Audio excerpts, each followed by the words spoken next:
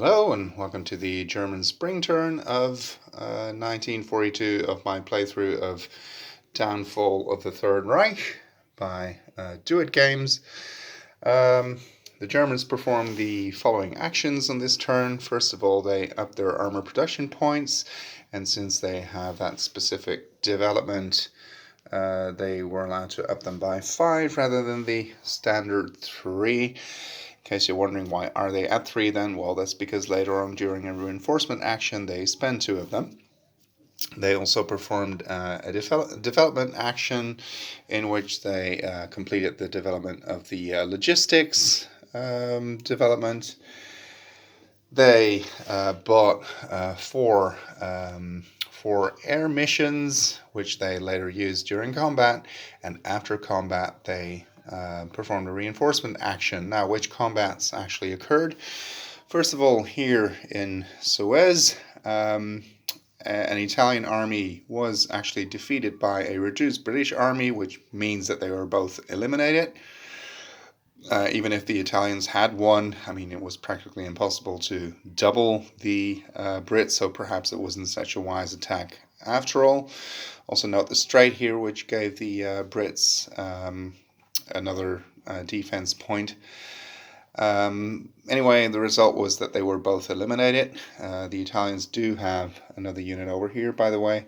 The Italians also, of course, they gave their 3 free supply points to the Germans, and they also have a free reinforcement action, so they placed another unit in their capital at reduced strength. So which attacks took place?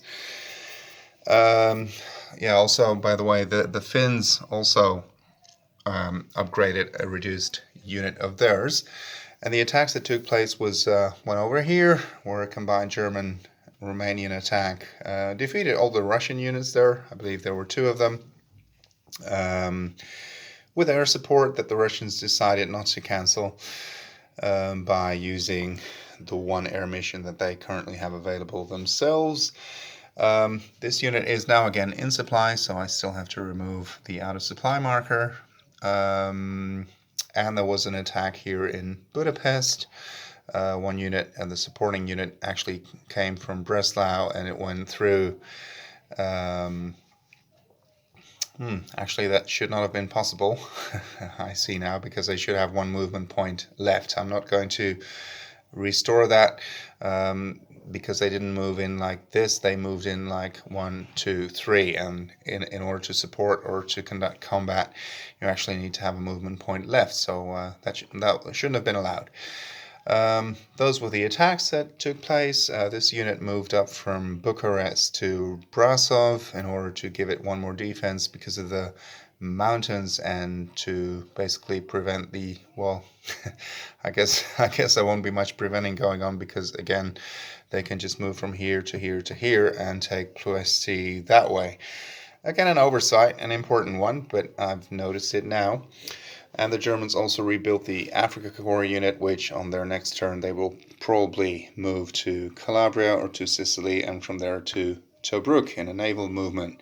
Well, that will take a couple of moves actually. First, a strategic movement to one of these coastal areas. Well, I guess I could just move them here for as far as that's concerned, but well, then they would have to cross more than 1 sea zone, which they'd have to do anyway, I see, because these are all different sea zones, so they will have to pay extra for that, which makes sense. I mean, it was very difficult. I've only noticed that now, I have to admit, so I actually did that wrong before.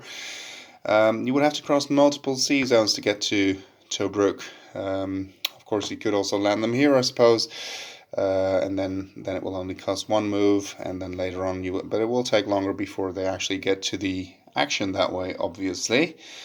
I should still denote all these areas as axes, by the way, because they are axes. But that's an important point I've noticed just now while recording this video. So I guess that covers everything that happened during the Axis phase. Thank you for watching.